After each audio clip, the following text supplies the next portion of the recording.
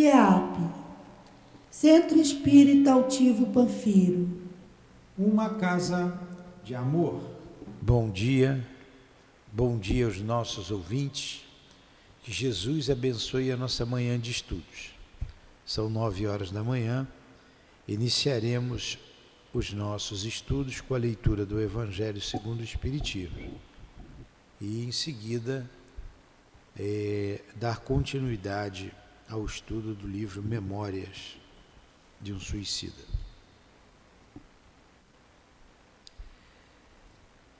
O capítulo é o 2º, Meu reino não é deste mundo. Instruções dos Espíritos, uma realeza terrestre. Item 8. Quem melhor do que eu pode compreender a verdade destas palavras do nosso Senhor? Meu reino não é deste mundo? O orgulho foi a minha perdição na terra. Quem, pois, poderia compreender o nada que os reinos terrestres representam, se eu não o compreendia? O que levei comigo de minha realeza terrestre? Nada, absolutamente nada. E como para tornar a lição mais terrível, a realeza não me seguiu até o túmulo. Rainha era eu entre os homens. Rainha eu acreditava entrar no reino dos céus. Que desilusão! Que humilhação quando, em lugar de ser recebida como soberana, eu vi acima de mim, mas bem acima, homens que eu considerava insignificantes e que desprezava, porque não tinham sangue nobre. Oh, nesse momento compreendi a inutilidade das honras e das grandezas que se buscam com tanta avidez sobre a terra. Para se preparar um lugar no reino dos céus, é preciso abnegação, humildade, caridade, em toda a sua perfeita prática e benevolência para todos.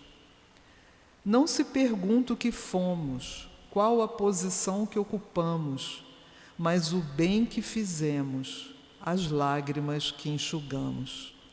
Ó Jesus, disseste que teu reino não é deste mundo. Pois é, preciso sofrer para entrar ao céu. E os degraus do trono não nos aproximam dele. São os caminhos mais penosos da vida que nos conduzem a ele.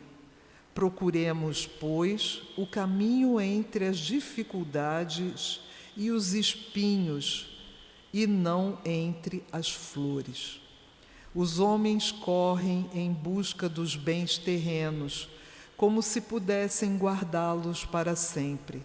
Mas aqui não há mais ilusões, e eles logo se apercebem de que se apoderaram apenas de uma sombra e negligenciaram os únicos bens sólidos e duráveis, os únicos que lhes seriam proveitosos na morada celeste, os únicos que poderiam dar entrada a essa morada.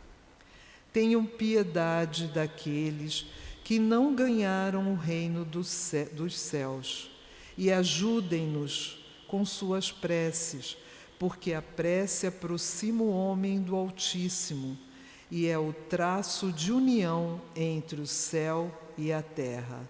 Não o esqueçam.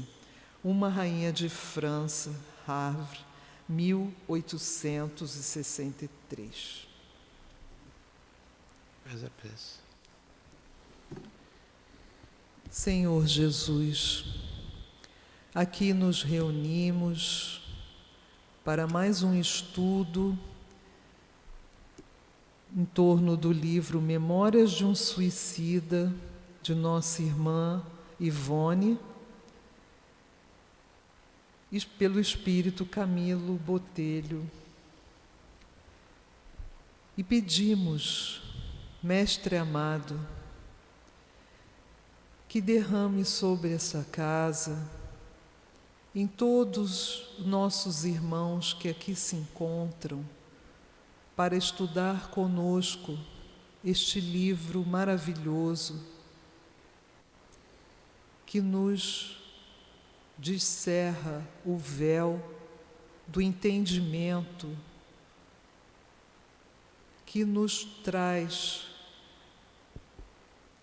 a possibilidade de nos transformar, de nos tornarmos pessoas mais humildes e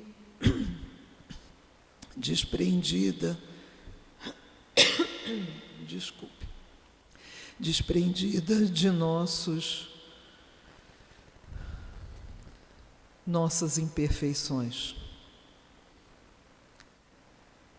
Então, pedimos a Ti, Mestre amado, a Deus nosso Pai e a coluna de espíritos amorosos que sustentam nossa casa, que em nome do amor possamos dar por iniciado o estudo da manhã de hoje.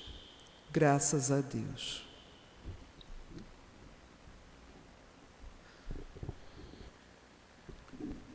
Estamos no capítulo 21, intitulado O Elemento Feminino. Estamos fazendo então, o Camilo está narrando, uma visita à ala feminina.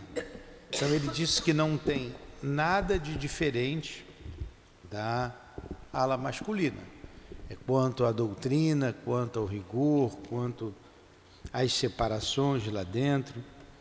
E um lugar muito doloroso foi o manicômio, que ele sentiu mais dor do que no manicômio lá em que estava o lado masculino. Ele disse assim: horrorizados do que víamos de tudo que dizia o elucidador e não isentos de surpresa, observamos ser os casos do manicômio feminino profundamente mais dolorosos e graves do que os da mesma instituição reservada a nós outros, os homens, porquanto a estes ultrapassam na tragédia das consequências.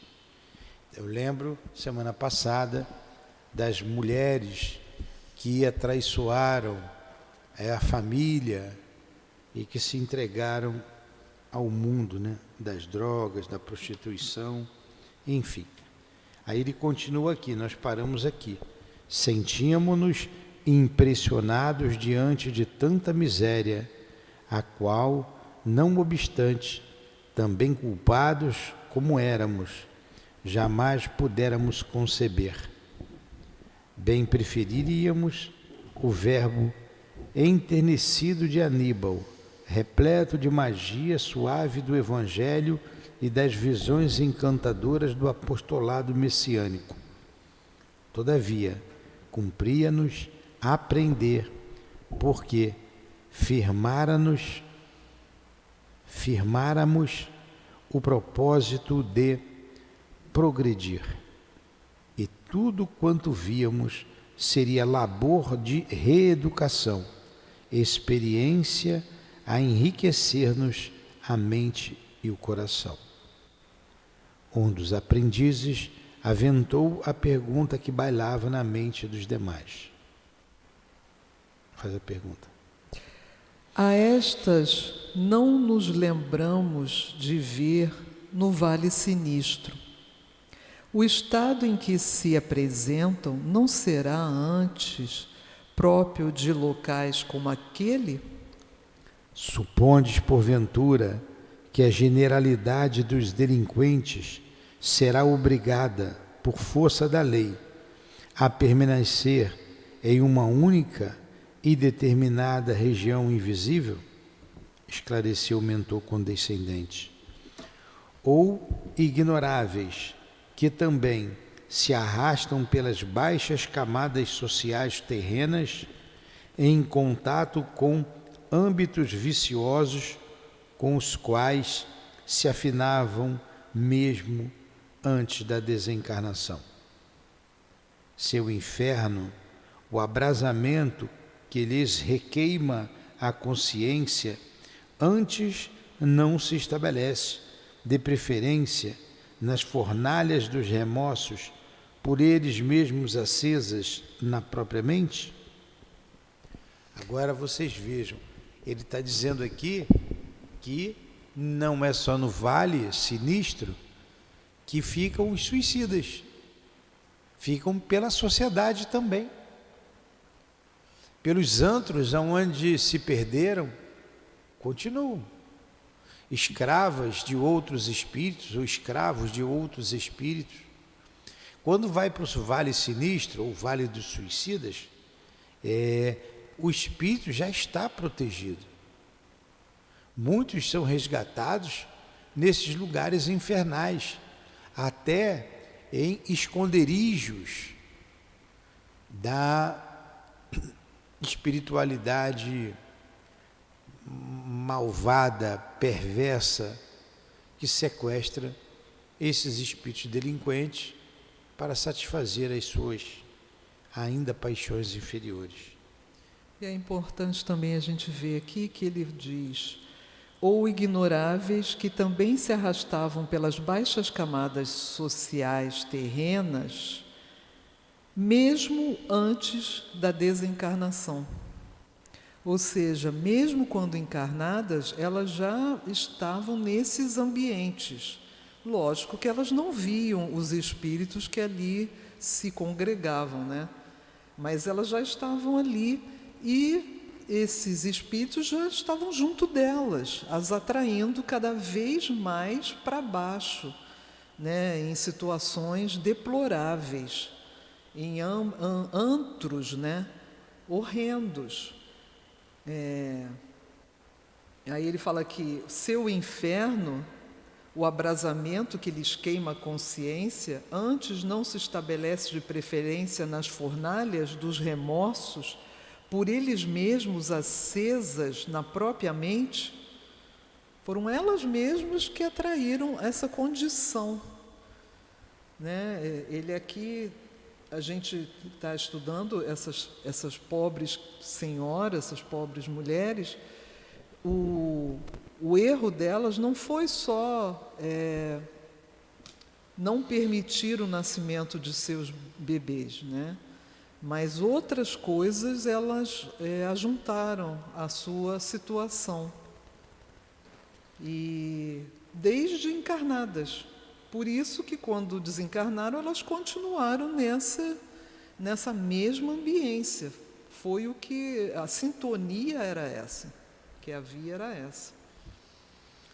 E ele continua na resposta. Sim. Não, estas que aí vedes não estiveram no vale sinistro, porquanto o fato de gravitar para ali a entidade considerada suicida já traduz algo que implicará afinidades para o progresso normal de um caso. Sim. Olha a proteção lá no vale sinistro. Mesmo sendo vale sinistro, era uma proteção.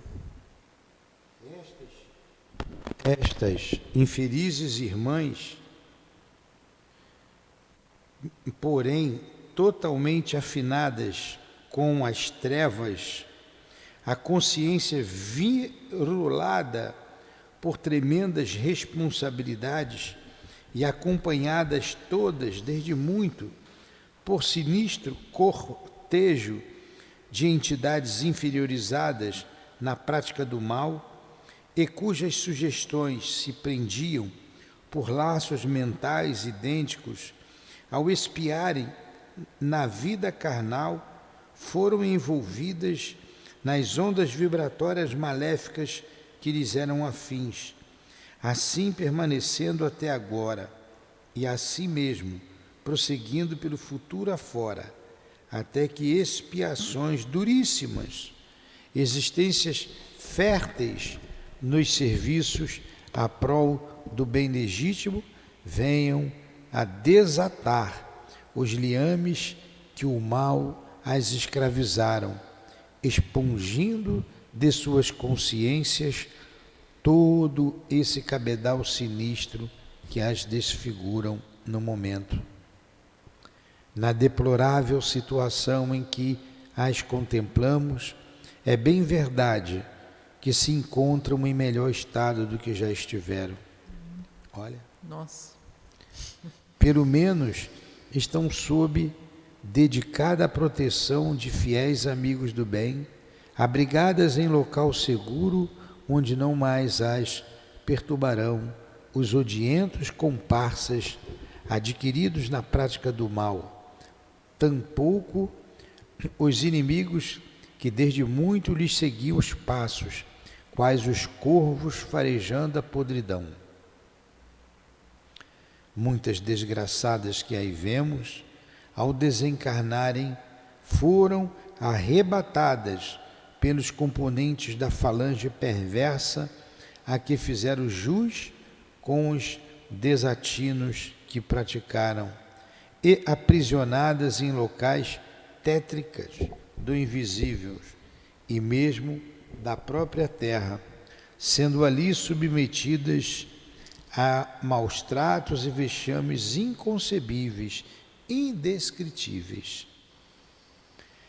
Olha, casos existem em que as individualidades que delas deveriam renascer, mas foram repelidas com muito acervo de prejuízos e sofrimentos, associam-se aos seres perversos que as rodeiam para também castigá-las com atos de execráveis vinganças. Agora vocês vejam, o próprio filho que foi abortado vira inimigo, se juntando às comparsas e para persegui-las, para se maltratá-las. Vingança.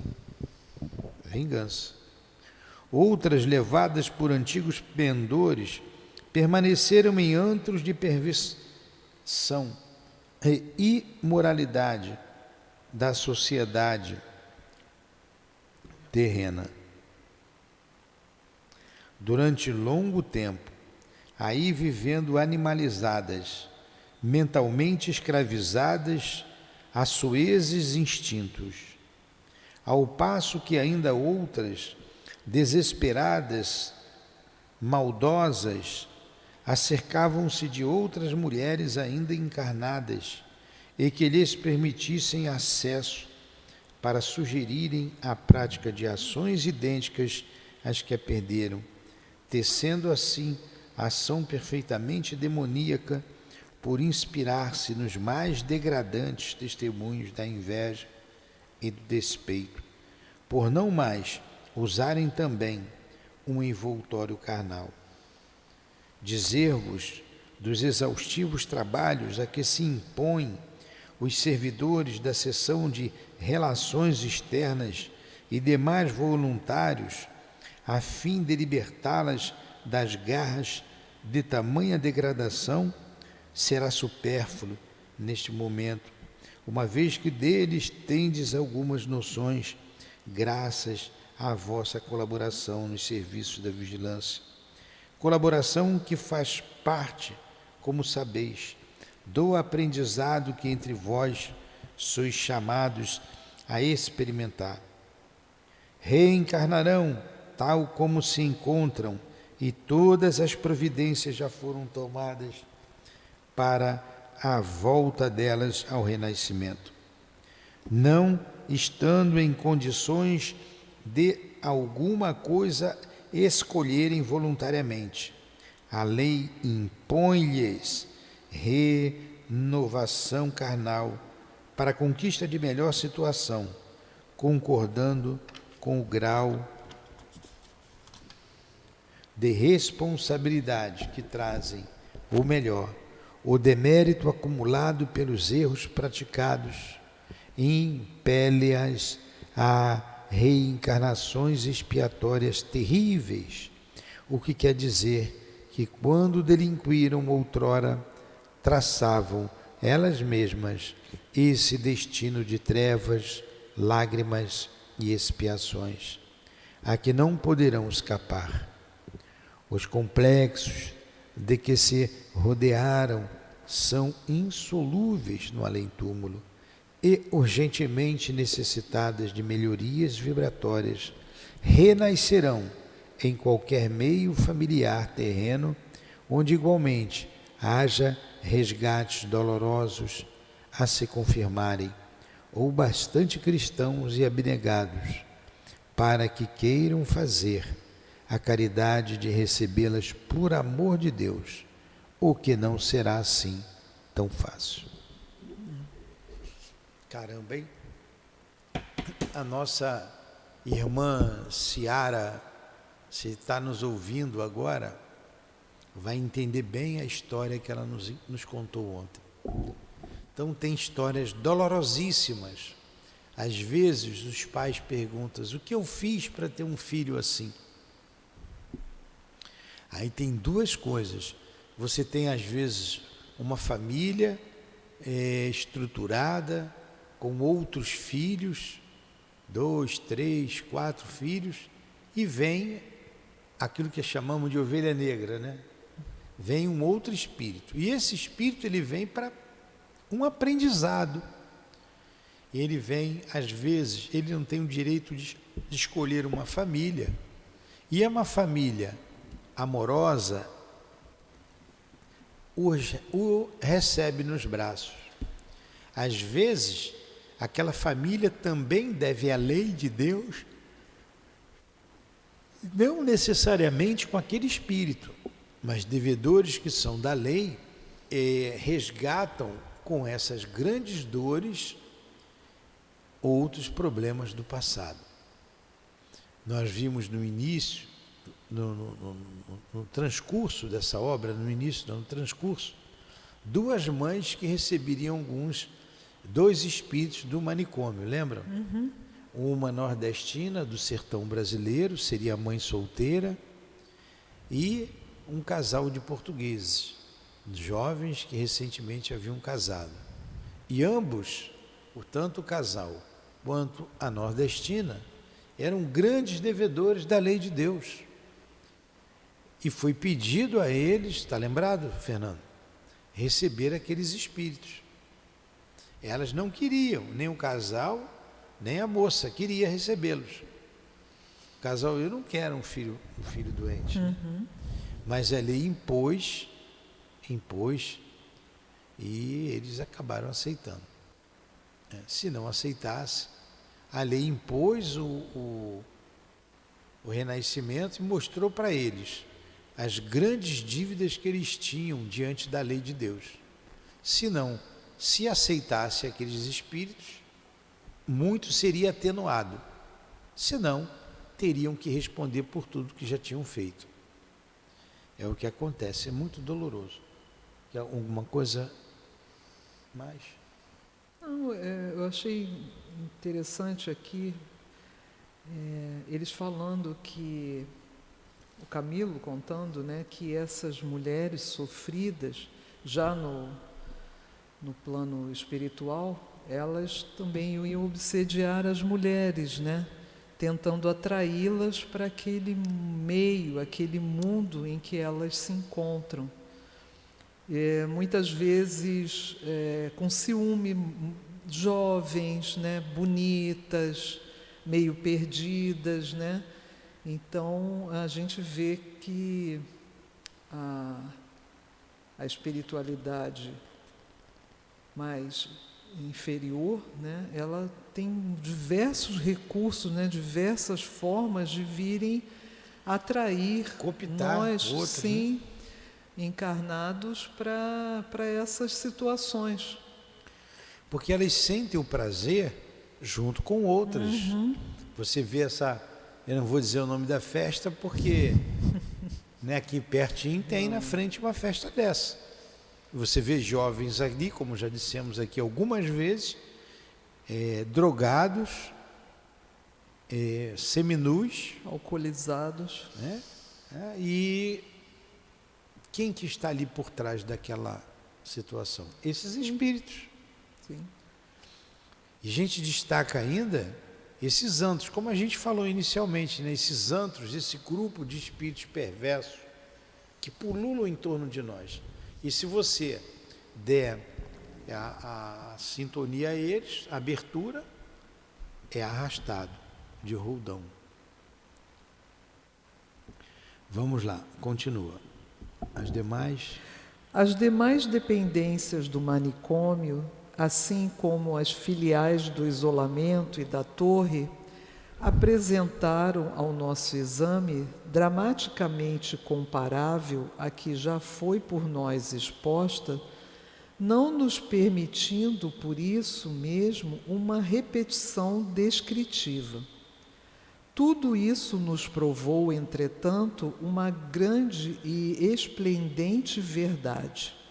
A mulher é tão responsável quanto o homem espiritualmente à face da grande lei, porquanto antes de ser mulher, é ela, acima de tudo, um espírito que se deverá afinar com o bem, com a justiça e com a luz, concordando de boamente a desempenhar as nobres e santificantes tarefas que lhe são confiadas pela lei do Criador, se não quis incorrer nos mesmos deméritos e responsabilidades. Se não quiser quiser.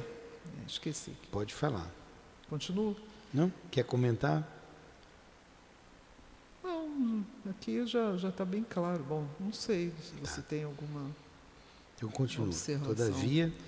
Todavia, descobrimos ainda no departamento feminino uma seção inexistente nos parques residenciais masculinos e que convirá descrever. Era o internato das moças, como lhe chamavam as boas vigilantes, espécie de educandário modelar para jovens suicidas, levadas ao sinistro ato por desequilíbrios sentimentais ou não, desilusões amorosas, etc., etc. Tal dependência existia tanto no parque hospitalar como na cidade Esperança, o que veio explicar-me não viverem estas em promiscuidade com os demais casos femininos, desde a internação na colônia.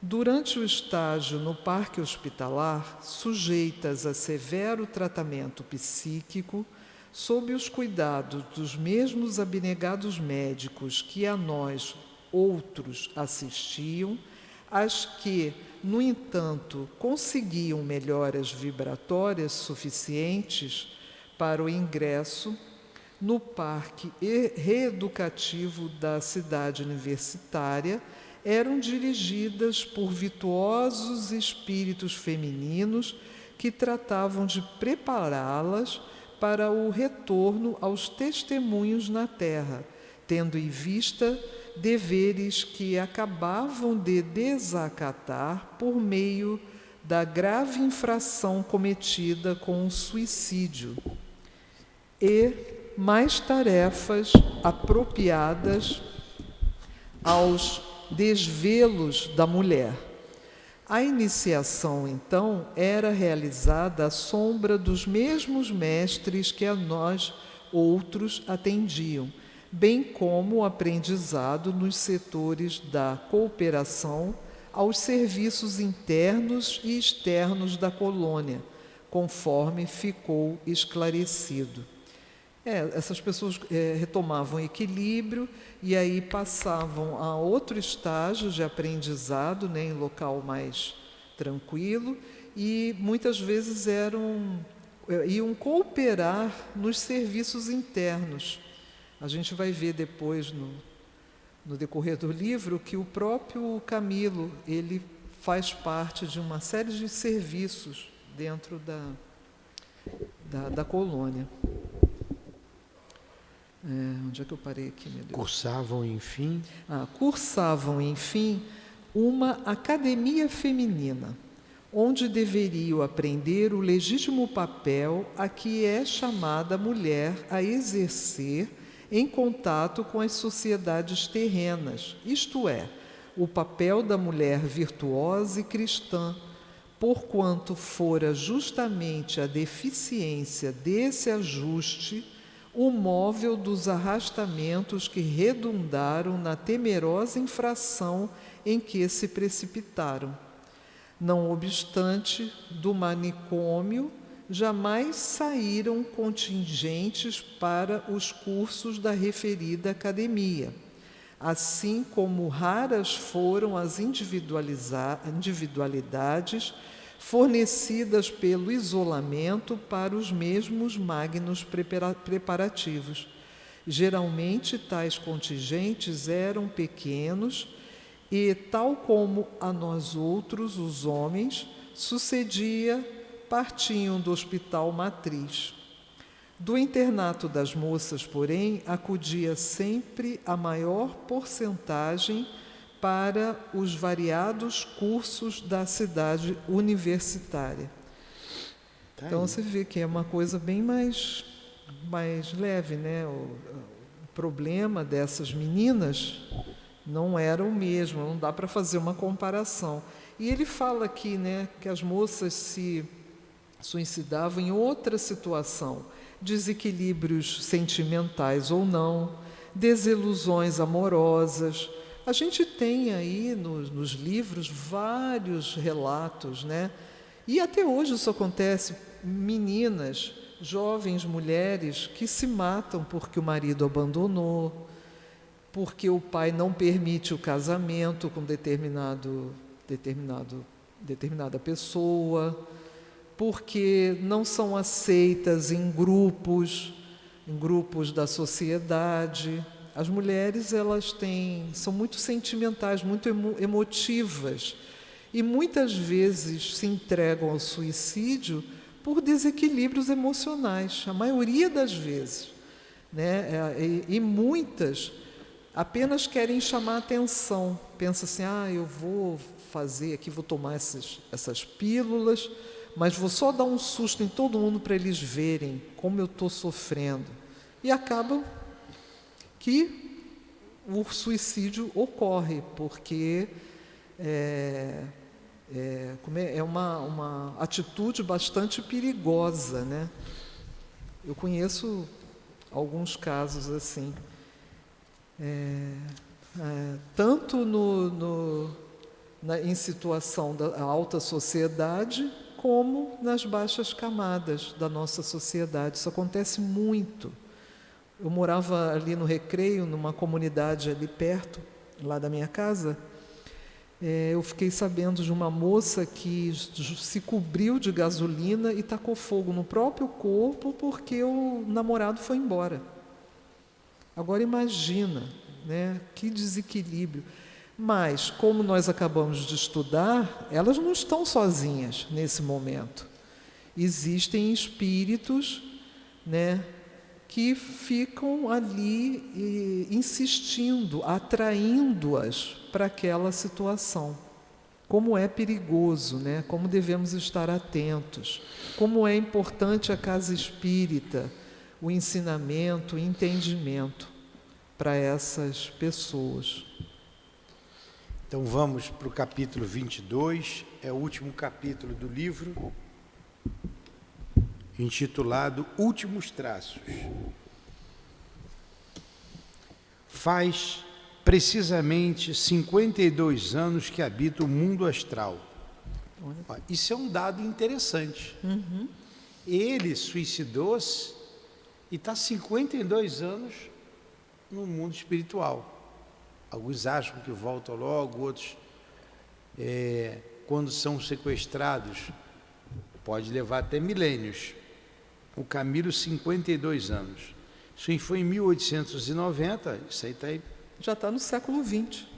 1942, né? Uhum. Faz precisamente 52 anos que habita o mundo astral. Tendo-o atingido por causa da violência de um suicídio, ainda hoje não logrei alcançar a felicidade, bem como a paz íntima, que é o beneplácito imortal dos justos e obedientes à lei.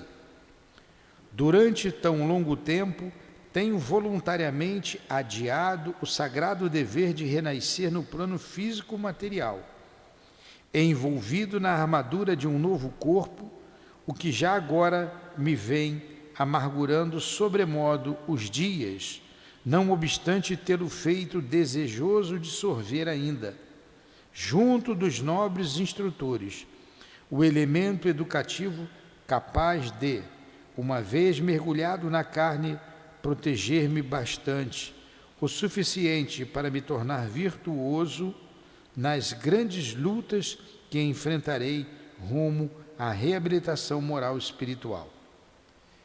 Então, ele não se sente feliz, né, por causa do suicídio, adiou o máximo que pôde a reencarnação, mas para se preparar para a vitória. Sim. Né, tem tudo para vencer. Tudo. Continua. Muito aprendi durante este meio século em que permaneci internado nesta colônia correcional, que me abrigou nos dias em que eram mais ardentes as lágrimas que minha alma chorava, mais dolorosos os estiletes que me feriam o coração vacilante, mais atrozes e desanimadoras as decepções que surpreenderam o meu espírito, muros adentro do túmulo cavado pelo ato insano do suicídio. No entanto, se algo aprendi do que ignorava e me era necessário para a reabilitação, também muito sofri e chorei, debruçado sobre a perspectiva das responsabilidades dos atos por mim praticados. Mesmo desfrutando o convívio confortativo de tantos amigos devotados, tantos mentores zelosos do progresso de seus pupilos, derramava pranto pugentíssimo, enquanto muitas vezes o desânimo, essa hidra avassaladora e maldita, tentava deter-me os passos nas vias do programa que me tracei. Então, apesar dele estar sendo bem tratado, ele precisava retornar. A gente vai ver aqui no decorrer. A gente não pode esquecer que ele fez aquela viagem de volta, né, às memórias dele. A regressão, me fugiu a palavra, obrigada. A regressão que ele fez, e eu acredito que isso trouxe maior sofrimento para ele, porque ele ficou lúcido das atitudes que ele teve em outras vidas. Então ele não ia ter paz, não ia ter paz mesmo. Aprendi, porém, a respeitar a ideia de Deus, o que já era uma força vigorosa a me escudar, auxiliando-me no combate a mim mesmo. Aprendi a orar, confabulando com o Mestre amado, nas asas luminosas e consoladoras da prece lídima e proveitosa. Muito trabalhei, esforçando-me diariamente durante 40 anos, ao contato de lições sublimes de mestres virtuosos e sábios, a fim de que, das profundezas ignotas do meu ser, a imagem linda da humildade surgisse para combater a figura perniciosa e malfazeja do orgulho que durante tantos séculos me vem conservando entre as urzes do mal, sussurrando nos baixios da animalidade. Ao fluxo caridoso dos legionários de Maria, também comecei a soletrar as primeiras letras do divino alfabeto do amor, e com eles colaborei nos serviços de auxílio e assistência ao próximo, desenvolvendo-me em labores de dedicação àqueles que sofrem, como jamais me julgará capaz. Lutei pelo bem, guiado por essas nobres entidades. Estendi atividades tanto nos parques de trabalhos espirituais acessíveis à minha humílima capacidade, como levando-as ao plano material, onde me foi permitido contribuir para que em vários corações maternos a tranquilidade voltasse a luzir em muitos rostinhos infantis, lindos e graciosos. O sorriso despontasse novamente, depois de dias e noites de insofrida expectativa, durante os quais a febre ou a tosse e a bronquite os haviam esmaecido, e até o coração dos moços desesperançados ante a realidade adversa, pude colocar a lâmpada bendita da esperança que hoje norteia meus passos, desviando-os da rota perigosa e traiçoeira do desânimo que os teria impelido a abismos idênticos aos por mim conhecidos. Durante 40 anos trabalhei, pois, denodadamente, ao lado dos meus bem-amados guardiães.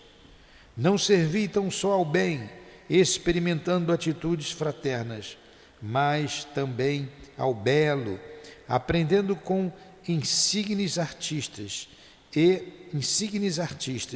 e virtuosos a homenagear a verdade e respeitar a lei, dando à arte o que de melhor e mais digno foi possível extrair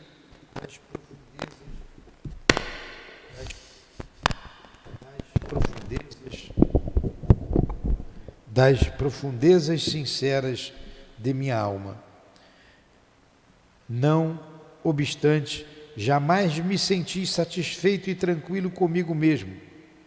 Existe um vácuo em meu ser que não será preenchido senão depois da renovação em corpo carnal, depois de plenamente testemunhar a mim mesmo o dever que não foi perfeitamente cumprido na última romagem terrena, abreviada pelo suicídio.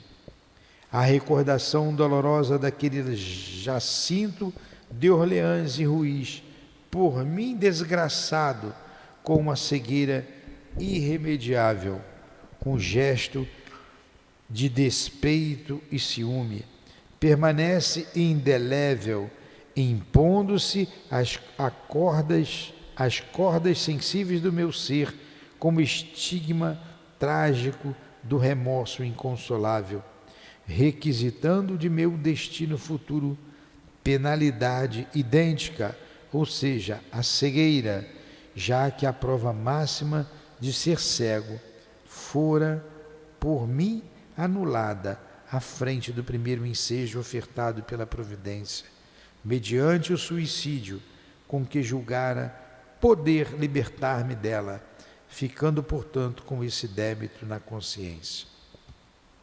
Então vamos lá. Ele trabalhou incansavelmente no mundo espiritual, ajudando dentro das suas limitações, fazendo com que o desânimo não atingisse algumas mães, algumas pessoas jovens, para que também não cometesse o suicídio. E olha a culpa que ele carrega, né? Vai reencarnar cego. Vai reencarnar cego. Vamos continuar? Poxa, tem mosquito à beça aqui. Eu não estou sentindo. Já estou todo encalombado. Ah, então é mosquito. Eu estou sentindo umas pinicadas. Caramba! Vamos lá. Já muito devera eu ter voltado à reencarnação. O que fora lícito aprender nas academias da Cidade Esperança foi-me facultado generosamente pela magnânima diretoria da colônia, a qual não interpôs dificuldades ao longo aprendizado que desejei fazer. Até mesmo avantajados elementos da medicina psíquica adquiri ao contato dos mestres durante aulas de ciência e no desempenho de tarefa junto às enfermarias do Hospital Maria de Nazaré, onde sirvo há 12 anos, substituindo Joel, que partiu para novas experiências terrenas no testemunho que a lei devia, como suicida que também era. Então ele substituiu Joel, interessante, né? Joel era um auxiliar lá. Tal aptidão valer-me-á o poder tornar-me médium curador. Olha que interessante. Mais tarde, quando novamente habitar a crosta do planeta, onde tantas e tão graves expressões de sofrimento existem para flagelar a humanidade culposa de erros constantes. Faltava-me, todavia, o idioma fraterno do futuro, aquele penhor inestimável da humanidade e que tenderá a envolvê-la no amplexo unificador das raças e dos povos confraternizados para a conquista do mesmo ideal, o progresso, a harmonia, a civilização iluminada pelo amor.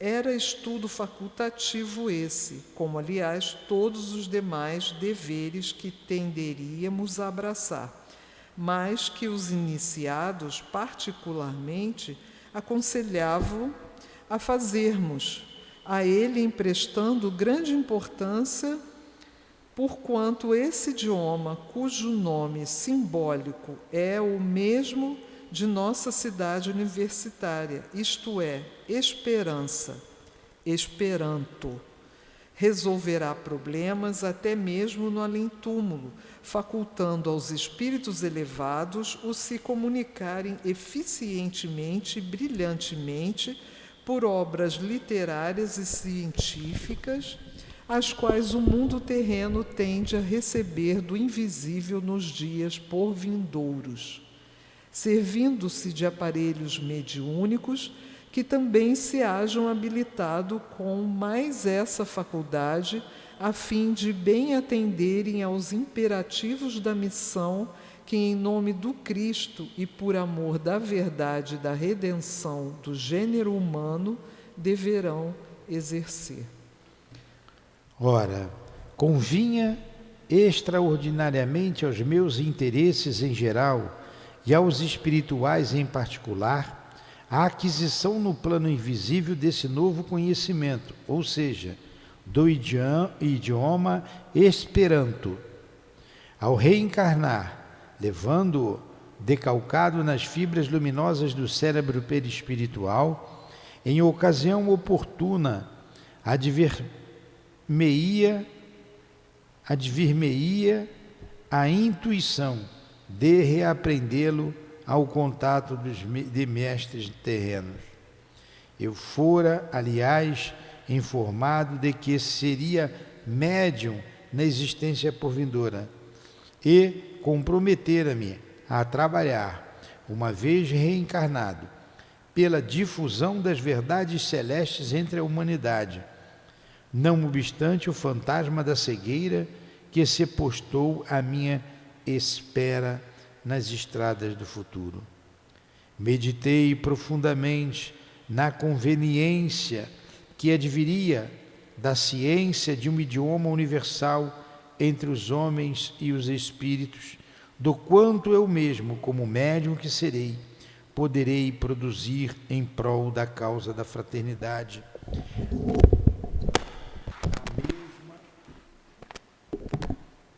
a mesma do Cristo, uma vez o meu intelecto de posse de tal tesouro. Obtida, pois, a permissão para mais este curso, esse curso, matriculei-me na academia que lhe era afeta e me dediquei fervorosamente ao nobre estudo. Você lembra dessa época que o Esperanto teve uma notoriedade, né? As pessoas falavam, tinham cursos. Hoje em dia eu não... Esfriou, né? Esfriou. Vamos ver se aparece alguém aqui na nossa casa Ia ser legal, que saiba né? o Esperanto e queira dar aula de Esperanto, né? Interessante. No Leon Denis tem curso de Esperanto. Tem? Tem Olha. gente lá. Então, professor de Esperanto. Vamos lá. Quer que eu leia? Não era simplesmente um edifício a mais, figurando na extensa avenida acadêmica, onde suntuosos palácios se alinhavam em magistral efeito de arte pura, mas escrínio de beleza arquitetônica que levaria o pensador ao sonho e ao deslumbramento. Era também um templo como as demais edificações, e nos seus majestosos recintos interiores, a fraternidade universal era homenageada sem esmorecimentos, e sob as mais sadias inspirações da esperança, por ministros do bem, incansáveis em operosidades tendentes ao benefício e progresso da humanidade. Localizado num extremo da artéria principal da nobre e graciosa cidade do astral, elevava-se sobre ligeiro planalto circulado de jardins, cujos tabuleiros profusos também se multiplicavam em matizes suaves, evolando oblatas de perfumes ao ar fresco, que se impregnava de essências agradáveis e puras. Arvoredos floridos, caprichosamente mesclados de tonalidades verde gaio e como que translúcidas, ora esguios de galhadas festivas ou frondosos, orlados de festões garridos, nos quais doces vibrações salmodiavam queixumes enternecidos, alindavam as alamedas e pequenas praças do jardim, emprestando ao encantador recanto o idealismo augusto dos ambientes criados sob o fulgor das inspirações de mais elevadas esferas. Não foi sem sentir vibrar nas cordas sutis do meu espírito um frêmito de insólita emoção que lentamente galguei as escadarias que levavam à alameda principal, acompanhado, a primeira vez, de Pedro e Salústio, representantes que eram da direção do movimento universitário do cantão, isto é, espécie de inspetores escolares. Continua? Ao longe, o edifício fulgia docemente, como estruturado em esmeraldinos tons de delicada quintessência do astral. Dir-se-ia que os reverbedinos tons de delicada reverberos do astro-rei, desculpa, gente. Reverberos do astro-rei, que muito de mansinho penetrava os horizontes do nosso burgo, resvalando brandamente pelos zimbórios e pelas cornijas rendilhadas e graciosas, o envolviam em bênçãos diárias, aquecendo com ósculos de fraterno estímulo a ideia genial processada no seu interior augusto por um pugilo de entidades esclarecidas, enamoradas do progresso da humanidade, de realizações transcendentes entre as sociedades da Terra como do espaço. Era, todavia, a única edificação refulgindo tonalidades esmeraldinas e flavas, em desacordo com suas congêneres, que lucilavam nuanças azuladas e brancas, e que não obedecia ao clássico estilo hindu.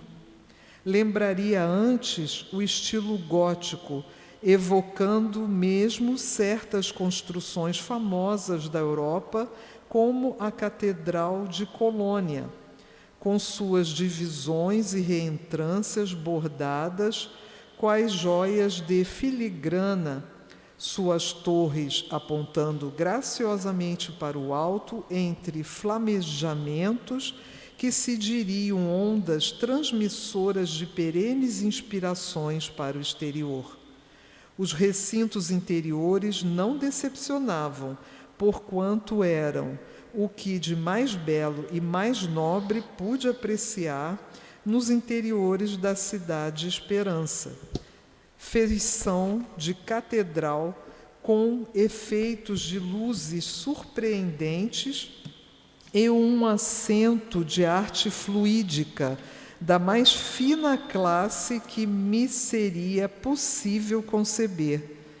Compreendia-se imediatamente não serem orientais e tampouco iniciados os seus idealizadores, que não pertenceriam à falange sobre cujos cuidados nos reeducávamos e que antes deveria tratar-se de realização transplantada de outras falanges, como que uma embaixada especial, sediada em outras plagas, mas com elevadas missões entre nós outros, e cuja finalidade seria, sem sombra de dúvidas, igualmente altruísta.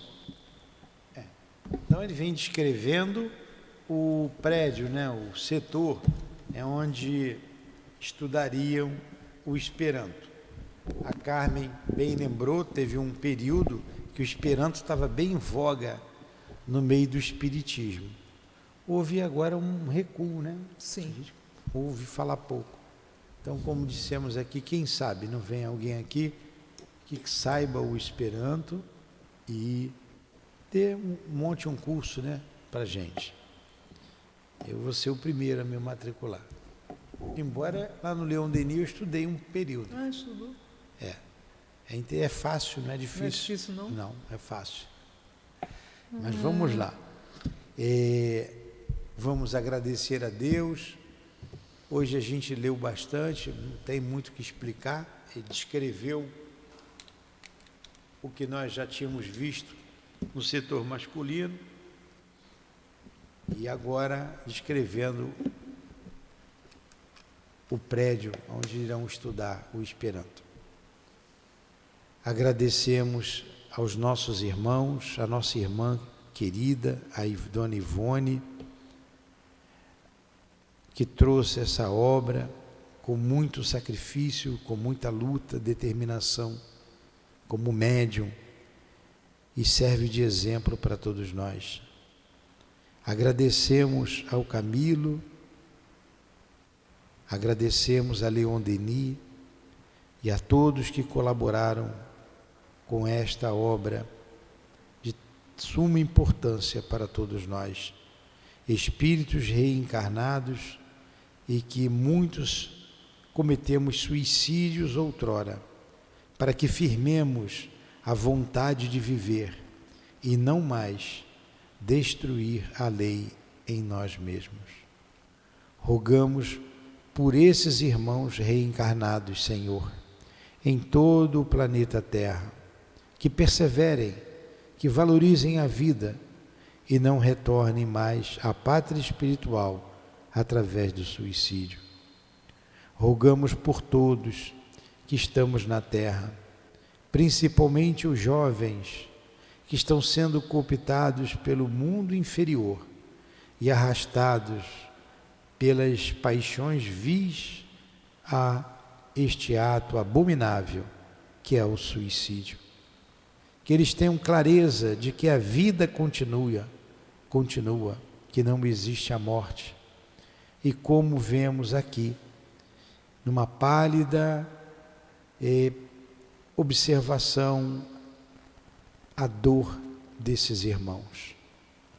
Ajude-os, Senhor, os que já cometeram o suicídio, a terem esperança, a terem forças para se levantarem e caminhar.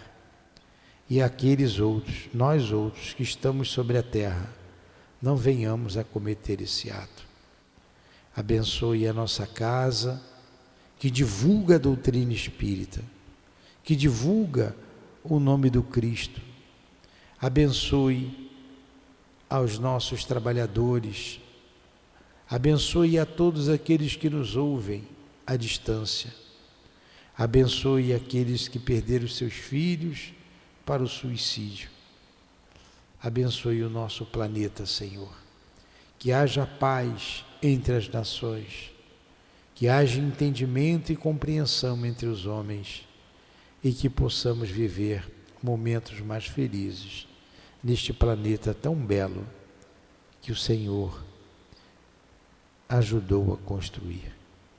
Em nome, então, desses amigos queridos que trouxeram esta obra, em nome do altivo e da direção espiritual do SEAP, em nome do amor, em nome do nosso amor, Lourdinha, do teu amor, Jesus, e do amor de Deus, nosso Pai, acima de tudo, e damos por encerrados os estudos da manhã de hoje, em torno da obra Memórias de um Suicida. Que assim seja. Graças a Deus.